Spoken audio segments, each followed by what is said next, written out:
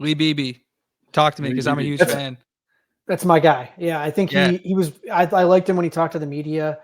Me too, dude. I enjoyed all the RB, like all their pressers. I did too. We talked about this offline, but I think that Hemby is going to be legit. But I was trying to like kind of pick a different guy because I think Black. I think it's going to be another three-headed monster just like it was last year.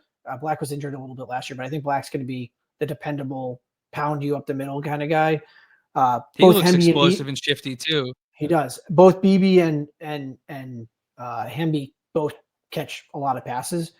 And BB was a former walk-on. He just when you heard, if you recall, when he committed, then he decommitted, and he had some asshole lawyer that was or agent that was like trying to get him more money from somewhere, and then he's like, but then you hear him talk, and he's a good kid. Like he's like the nicest guy. Don't get me started about these agents, by the way. Yeah, none of them are certified. 100%. They're leading these kids astray. I mean, just look at Nico. But yeah, go on.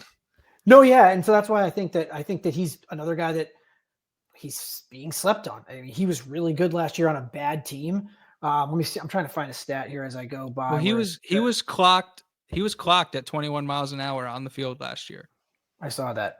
And to your point, during his presser last week, they tried to get him a bunch of times to like explain what had happened there. And the only thing he said about his portal like situation was like he really enjoyed it because he got like a bunch of notoriety and like a bunch of like people were like paying attention to him in a way that they'd never had before. And that was his only takeaway from it.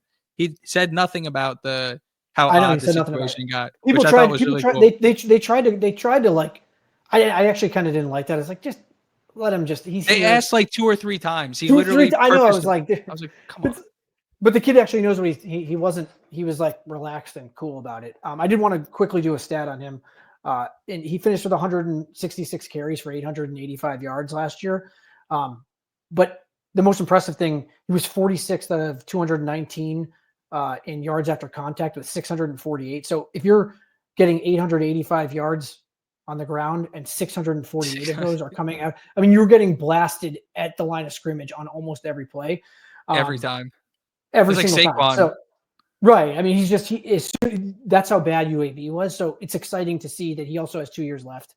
And we'll see if he gets behind an actual offensive line. If he can, he's big. He's 5'10", 220. He's a little bit bigger than the guys that, last year, all those guys were the same. They were all 5'10", 208 or whatever. BB's bigger. And I think he can catch the ball like 30 catches last year. We'll see. Not to cut you off. Sorry. No, please. I was going to say he walked on as a receiver. And so I was kind of theorizing last week with the Morris injury and potentially like, I wouldn't be surprised if we have 2 running backs or 3 running backs on the field at the same time. And you're seeing some like jet motion type offense where like you're utilizing your best playmakers on the field regardless of position because of the pass catching versatility of both BB and Hemby. Yeah, I'm with you there. And I do think one of the things I wrote about this last year, again, the Michigan game, they had a bye right after it, I believe. And Black had a huge, there was 2 plays that were the same look for Michigan that both ended up being a sack where it was late in the game and one was a throwaway and one was, I believe, was a sack.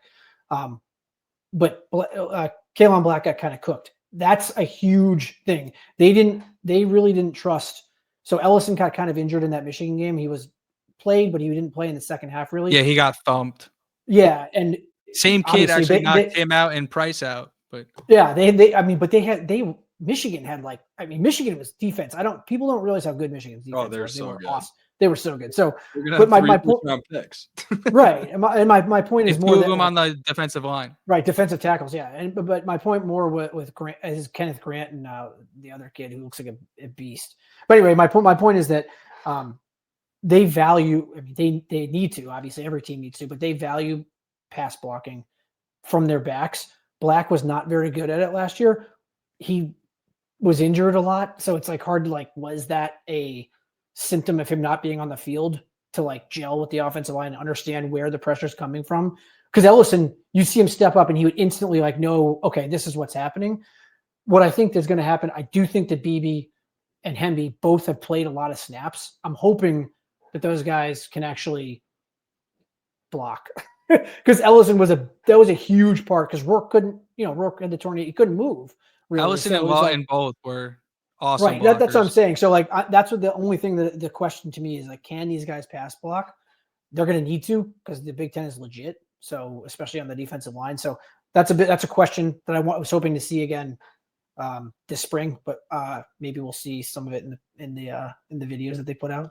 But yeah, anyway, Lee Beebe, big fan. Seems like a really good kid. Good head on his shoulders. Excited about what he brings moving forward. Brad, you got Lee Beebe thoughts? I like Lee Beebe. I mean, we talked about him a lot last week, and I think we talked about a lot about the pass catching ability. I think it's really good insight that Kalen Black did probably struggle with the passing game, and I think something that did come up was like who's gonna be the good pass blockers to get. I think if Hemby's a average pass blocker, he's gonna be the guy getting the bulk of the carries anyways. He looks like a monster. I mean, he's just the guy you gotta feed. You gotta feed him. He's different. He's an upgrade from Ellison. Very just production. Yeah, Roman Hemby he's an NFL type back. Yeah, like it's. I don't think that there's any doubt he's going to play in the NFL, whether it's being drafted or not. He's an NFL guy, in my opinion. Yeah, just watching. So if Beebe, with considering his superior ability in the passing game, if he can figure out that blocking game, it's very clear that he's probably going to get the 2 spot. And as good as much of a vocal leader Kalen Black is, and as important I think he is to this team, his role might not be as big as many, including myself, were probably anticipating 3 months ago going into this year. I think that's more than fair. At the same time, unfortunately, but I'm hoping it's a 3-headed monster. Like that. I was just saying, to play devil's advocate, he has the most understanding of the offense, the most time in the offense, the most chemistry with the guys around him. Now, a new quarterback, kind of different pieces on the offensive line, but like he's the incumbent, so he does have that advantage. And like his just pure toughness, his ability to make guys miss in small spaces. Like you need running backs, and they're going to use 3 of them. Now it's like is he going to get the bulk of the carries? No, it's going to be Roman Hemby, but the guy's still going to be important. We're going to see wear and tear throughout the year. I think we had a pretty solid, I don't know what it was, diet, weight room, Owings, very good year injury report wise last year. We'll see how, that's just a guy for that room in particular. Did not see too many injuries besides some in-game stuff. Didn't really have to have guys kind of step up. It was really just Lawton and Ellison the whole way. Which is knowing we have 3 guys where I'm like, I feel comfortable handing them 20 carries a game is just an absolute luxury.